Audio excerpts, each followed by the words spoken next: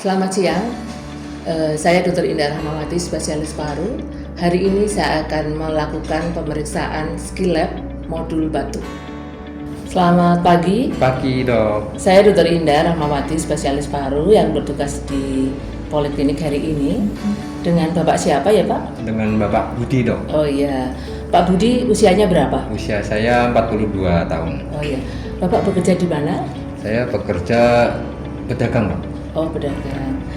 Ada yang bisa saya bantu Pak hari ini? Mungkin ada keluhan? Untuk keluhan saya kemari saya mengalami batuk dok. Oh iya. Sejak kapan Pak? Bisa diceritakan? Sejak 2 bulan yang lalu dok. Batuknya bagaimana awalnya? Begini dok, awal mulanya sih batuk biasa. Terus saya minum obat dari warung, terus mendingan dok. Tapi kok kambuh lagi dok, makanya saya kemari untuk mencoba lah, pengen tahu hasilnya, pengen sembuh dok. Iya. Berarti batuknya mulai mengganggu ya Pak ya? Betul dok. Bisa diceritakan seperti apa kualitas batuknya, encer atau kental? Kualitasnya sih yang saya tahu itu kental, warnanya itu putih kekuningan juga dok. Berarti agak sulit dikeluarkan kalau Iya. batuk. Oke. Barangkali selain warnanya kuning atau putih tadi ya, pernah nggak disertai dengan darah kemerahan? Pernah. Kapan itu Pak? Yang saya tahu kurang lebih 1 mingguan lah dok. Itu warnanya itu kayak ada kemerahan Campur gitu. Iya, kayak campur darah begitu. Oke. Iya. Kemudian batuknya ini terus-menerus sepanjang hari atau ada waktu-waktu tertentu batuknya bertambah berat? Yang saya tahu itu terus menerus dok. Cuman kalau di malam hari itu mungkin karena cuacanya dingin ya dok, jadi batuknya itu sedikit bertambah gitu dok. Oke. Biasanya batuknya berkurang kalau Pak Budi minum apa atau aktivitas apa? Paling minum air hangat, air putih hangat itu agak berkurang juga dok.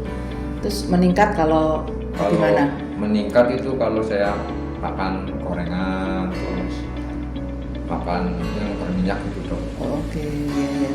Jadi batuknya berkurang kalau minum air putih, bertambah kalau Pak Budi makan gorengan. Iya, betul. Suka makan gorengan ya Pak ya? Suka dok. Oke.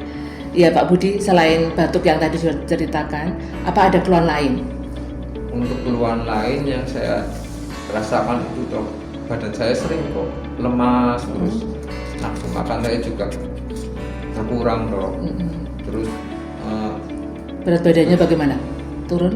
yang saya tahu ini baju kok pada longgar. Oh, tambah longgar. Sebelumnya pernah nimbang berat badannya mungkin tambah turun gitu? Belum dok. Nggak pernah. Nggak pernah. Oke. Ya, Pak Budi, ini maaf agak mengganggu privasi ya. Saya ingin menanyakan bagaimana kondisi rumah Pak Budi?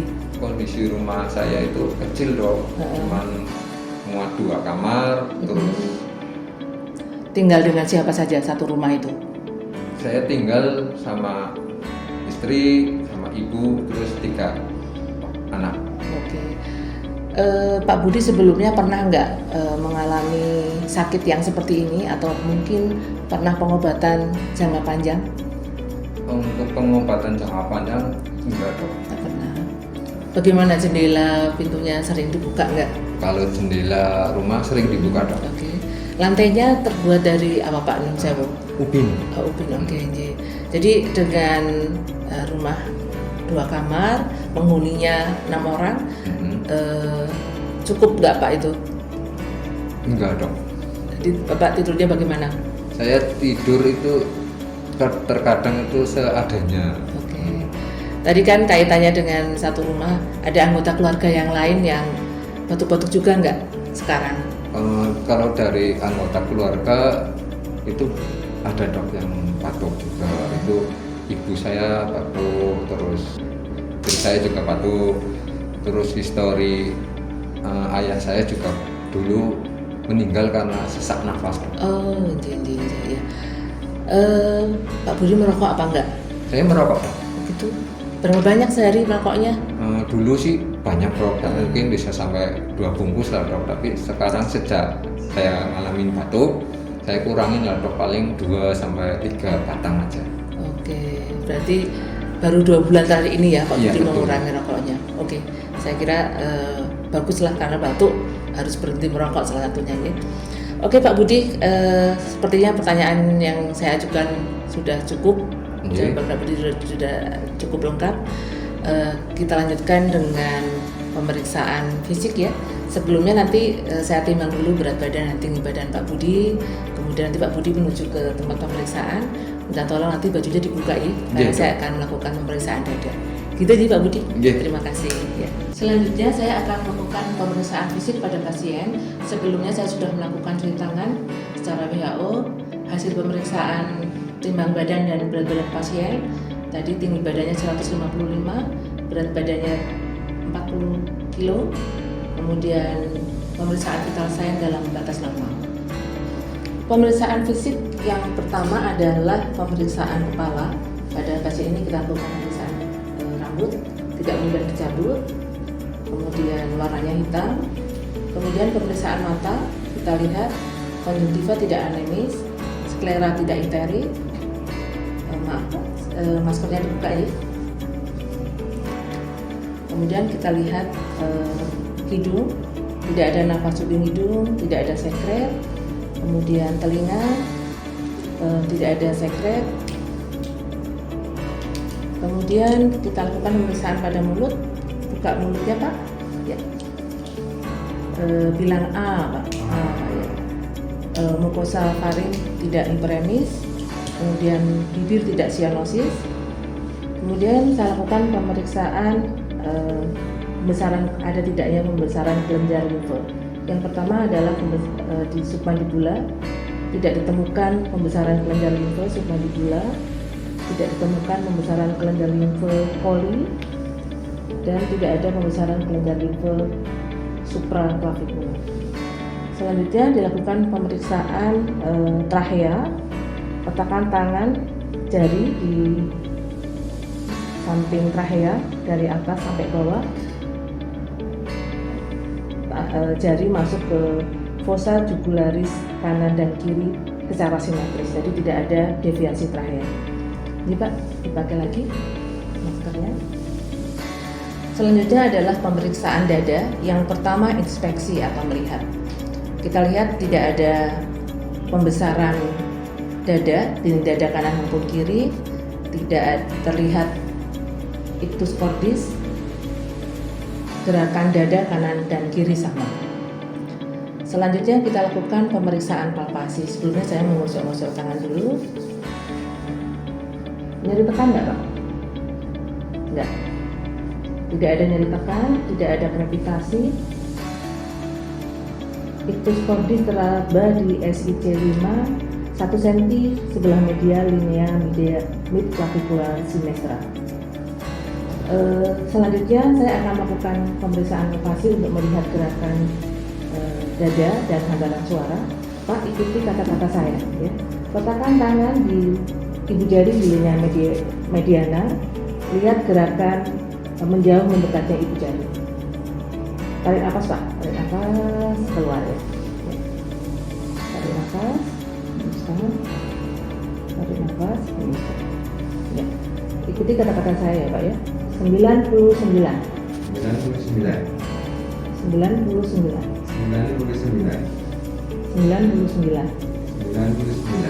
kita silang 99 ya. 99 antaran suara nafas paru sama dengan kiri sama dengan kanan, tidak ada perbedaan. Kemudian kita lakukan pemeriksaan perkusi. Yang pertama kita lakukan pemeriksaan perkusi sistematis. Sonor, sonor, sonor, sonor, sonor, sonor. Selanjutnya kita melakukan pemeriksaan ismus kronik. Sebelumnya pasien disuruh menengok ke kontralateral ke arah kiri Pak, nengok ke kiri agar daerah pemeriksaan lebih jelas. Kita lakukan perkusi dari lateral ke medial dan medial ke lateral sampai ke fossa supraclavicularis kanan. Redup, redup, sonor. Kita kasih tanda Kemudian dari lateral, redup, sono. Ini adalah daerah isthmus kronik atau untuk melihat daerah puncak paru, normalnya sekitar 4-5 cm.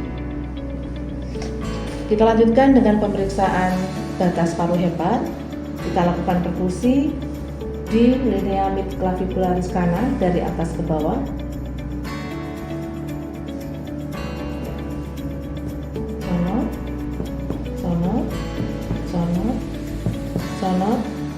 Sono, peka. Kita kasih tanda peka yang pertama di sini, ini adalah batas paru hepat. Pak, tarik nafas kemudian tahan sebentar ya. Kita lakukan perkusi dari daerah yang tadi sudah peka menjadi sono kembali. Ini peka. Nah, antara peka pertama dengan peka kedua itu namanya peranjakan paru. Normalnya sekitar 2-3 cm. Selanjutnya saya akan melakukan pemeriksaan auskultasi atau mendengarkan suara nafas dan suara jantung.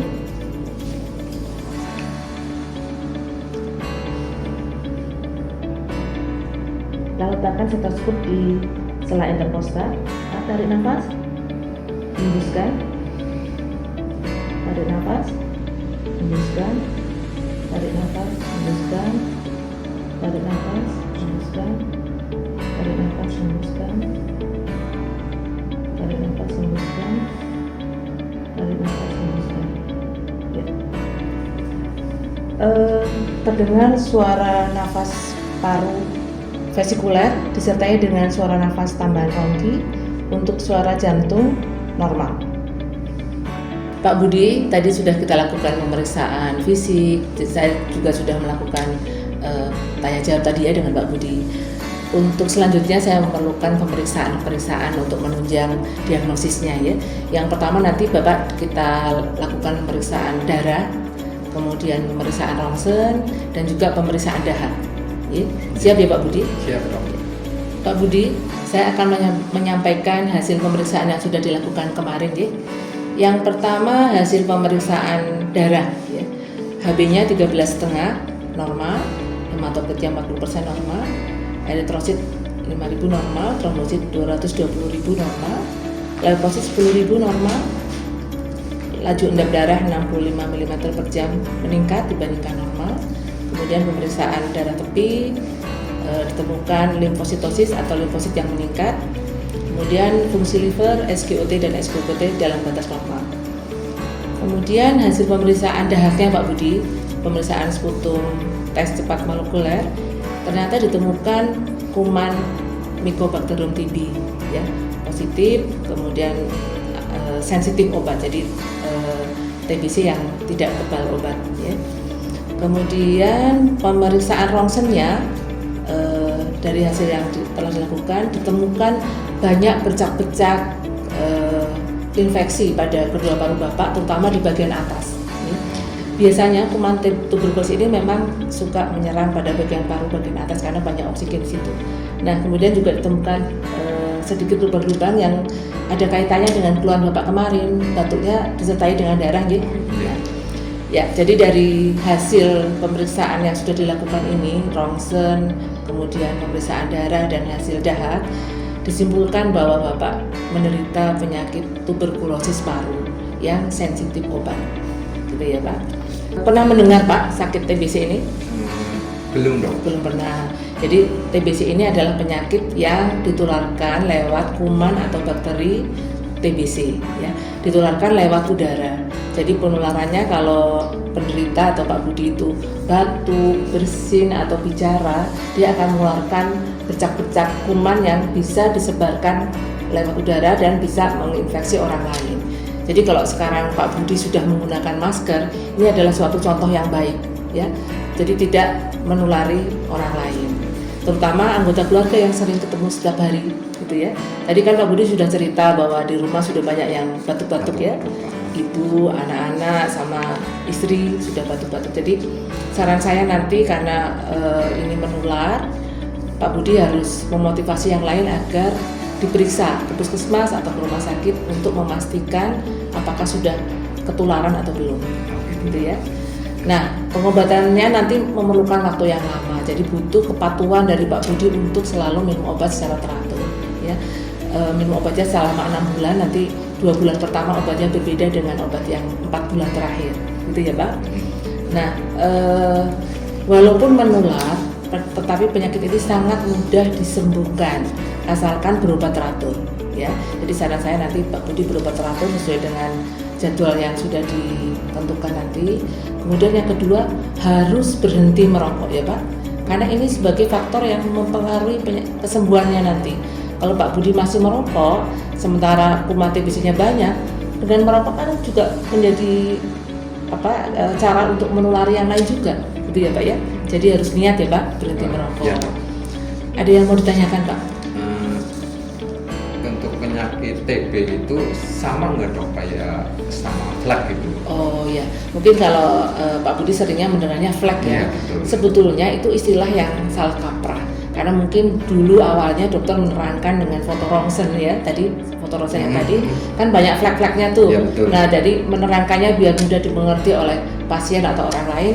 Ini loh ada flek-flek di parunya, tapi sebetulnya itu adalah gambaran infeksi paru.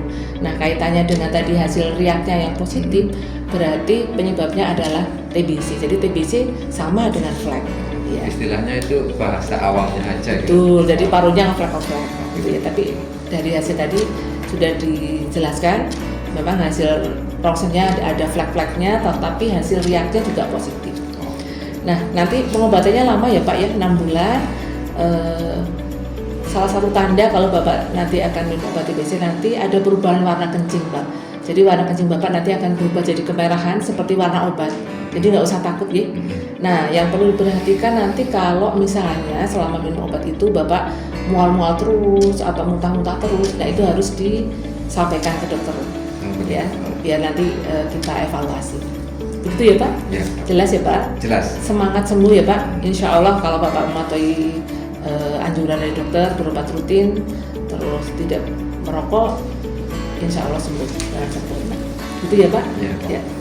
Demikian tadi pembelajaran tentang modul batuk telah dilakukan. Semoga bermanfaat untuk kalian semua. Selamat belajar, semoga sukses. Wassalamualaikum warahmatullahi wabarakatuh.